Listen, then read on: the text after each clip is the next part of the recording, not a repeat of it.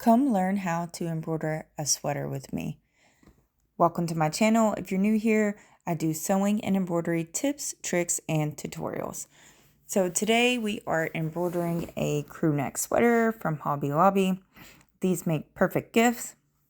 The first thing I am doing is marking where I want my design to go with chalk.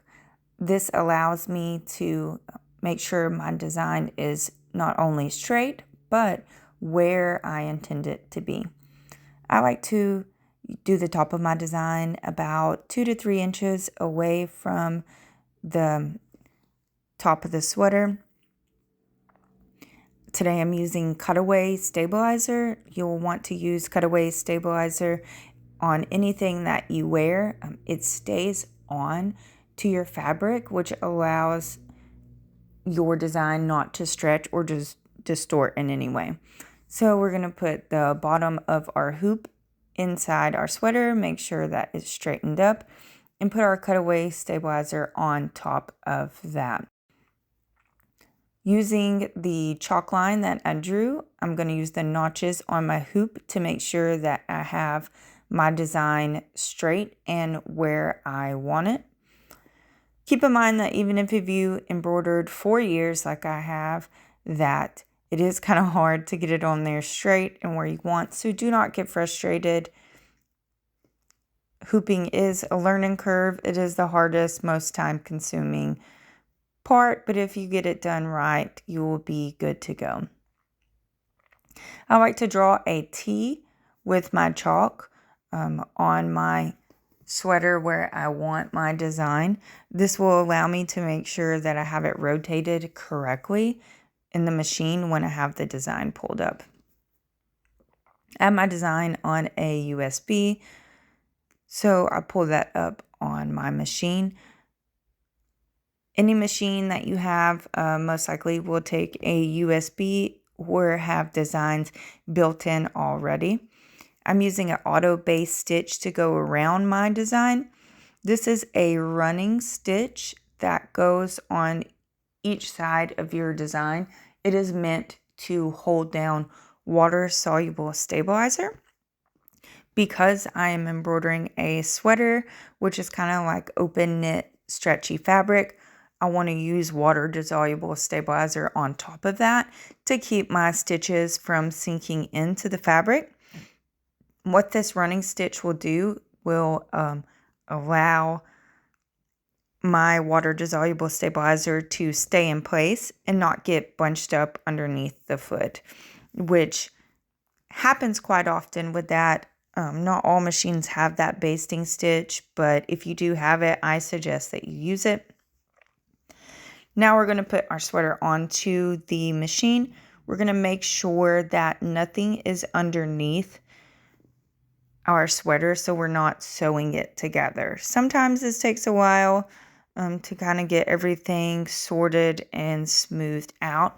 But trust me, the last thing that you want to do is to sew your sweater together after going through all this hard work to prep it. No matter what machine that you have, you should have a trial button, which allows your machine to run an outside like perimeter of where your design's going to lay, so you can see exactly where it's going to lay and what size it's going to be. This is not only helpful to judge the size, but it is also helpful to make sure that none of your garment is going to bunch up under your machine. Also, you want to keep your machine pulled away from the wall, so when it is at its farthest point, it doesn't hit the wall or bump anything. There's another good reason to run a trial to make sure that it doesn't bump anything, which will throw off your design. So this is the water-soluble stabilizer that I was talking about. I'm going to lay that on there first before I do any of the embroidery, and then go ahead and always double check to make sure your foot is on tight. There has been many times when I have forgot to tighten it and it actually fell off in the middle of embroidery. It's just kind of a habit of mine to make sure now that it is on there and that it's tight. So the first stitch that my machine is doing is that auto base stitch, which will hold this water soluble stabilizer down, and it's just a running stitch that I'm going to pull out later. It just ensures that the stabilizer doesn't get all caught up in the foot. Once that stitch is down and I'm sure that everything is out of my way and nothing is underneath the machine besides the layer that I want, then I'm going to go ahead and put my foot down and hit go and then embroider out my design, which you can watch here.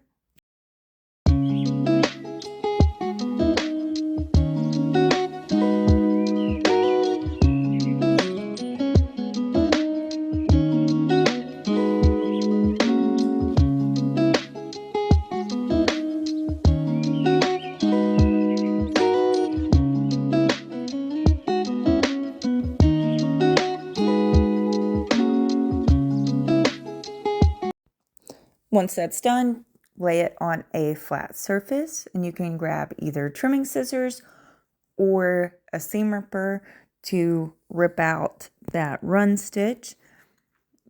You're going to want to pull the excess water soluble stabilizer off. It does dissolve in water, but you want to pull like the bulk of it off so you don't have like a big goopy mess, which will happen. You can get either a damp rag or a misting bottle that once you have the bulk of it pulled off, you can either wipe it with that damp rag or that misting bottle to dissolve the rest of it and clean your chalk line. Once you have all that cleaned up, you can take it out of the hoop. I highly suggest loosening your hoop before you pop it out. This will prevent hoop burn, which is annoying, but you can also rub it with a damp rag and it will come out. Then you'll flip your shirt inside out and you cut away the excess stabilizer. I'll leave about 1/4 of an inch around the edge. You don't want to cut too close just in case that you nick a thread, but you also don't want to leave too much hanging so it's too bulky. Now that you're done, you're ready to give the perfect gift.